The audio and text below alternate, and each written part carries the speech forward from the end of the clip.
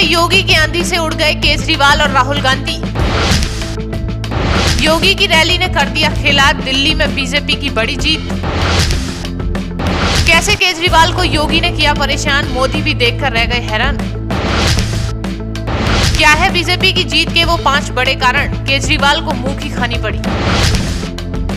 जैसे ही बीजेपी के आलाकमान को ये बात पता चली कि हिंदू नाराज हैं, तो फिर क्या था, हिंदू सम्राट योगी आदित्यनाथ को दिल्ली बुलाया जाता है।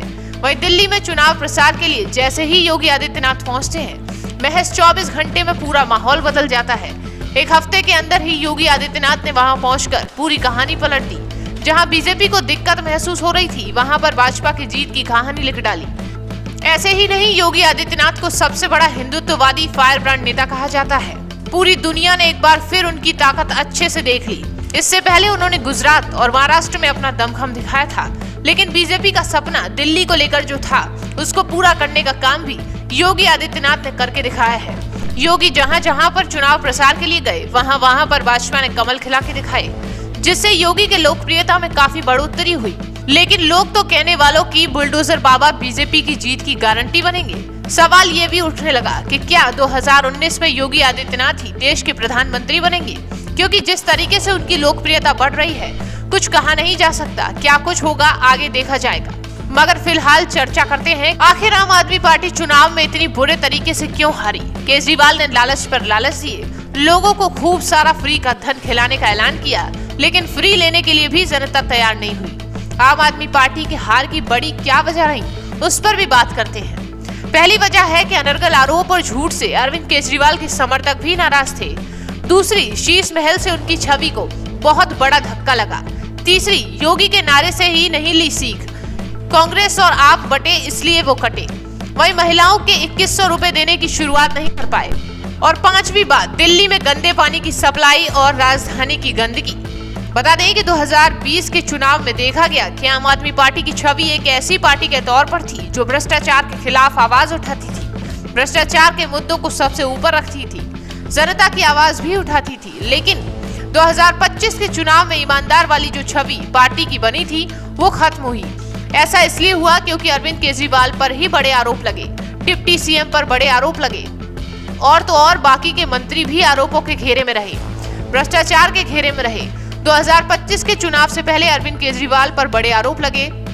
2025 के चुनाव से पहले अरविंद केजरीवाल शराब घोटाले के जाल में फंसे, जिसकी वजह से उनकी छवि को बड़ा धक्का लगा। इसके अलावा इस पर यमुना नदी की गंदगी पर भी आप बुरी तरह से फंसी हुई थी। खासकर योगी आदित्यनाथ जिस तरीके से कुंभ में डुबकी लगाकर आते हैं और दिल्ली में आकर अरविंद केजरीवाल को यमुना नदी में डुबकी लगाने की चुनौती देते हैं, तो लोगों ने उसे भी हाथों हाथ ले लिया। और लोग कहते हैं कि केजरीवाल आखिर यमुना में डुबकी क्यों नहीं लगाते। केजरीवाल ने यमुना के लिए कुछ नहीं किया, बहुत गंदगी फैली हुई है, और ये गंदगी का मुद्दा लोग काफी लंबे वक्त से उठा रहे हैं, जिसको लेकर अरविंद केजरीवाल लगातार घेरे में बने हुए हैं। लेकिन अरविंद केजरीवाल ने मसले पर कोई काम नहीं किया।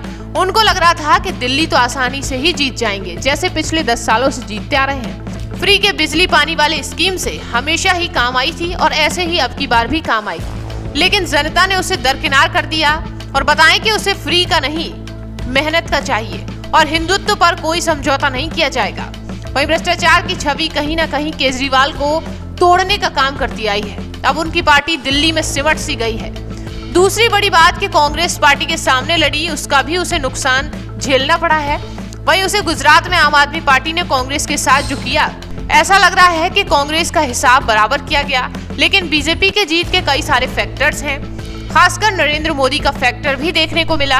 आपको याद दिला दें कि जब 5 फरवरी को दिल्ली में मतदान हो रहा था, उस वक्त प्रधानमंत्री नरेंद्र मोदी प्रयागराज संगम में डुबकी लगा रहे थे। मोदी की इस डुबकी का भी जनता में एक बड़ा मैसेज गया। बीजेपी के पक्ष में वोटरों को अपना वोट डालने के लिए उन्हें प्रेरित किया गया होगा। इतना ही नहीं, बीजेपी ने सड़क के पीछे पड़ी। बजट में भी इस बार मध्यम वर्ग को बड़ी राहत देने की कोशिश की है। इस बार मध्यम वर्ग को मोदी सरकार ने 12 लाख तक की सालाना कमाई को टैक्स फ्री करने से भी बड़ी संख्या में बीजेपी के पक्ष में वोट देने को लोग सामने आए हैं। जबकि मुख्यमंत्री आवास पर महंगे खर्च न हो, कहीं ना कहीं आम आदमी पार्टी की छवि को खराब किया गया। अरविंद केजरीवाल की ईमानदारी वाली छवि को पलीता लगाया गया।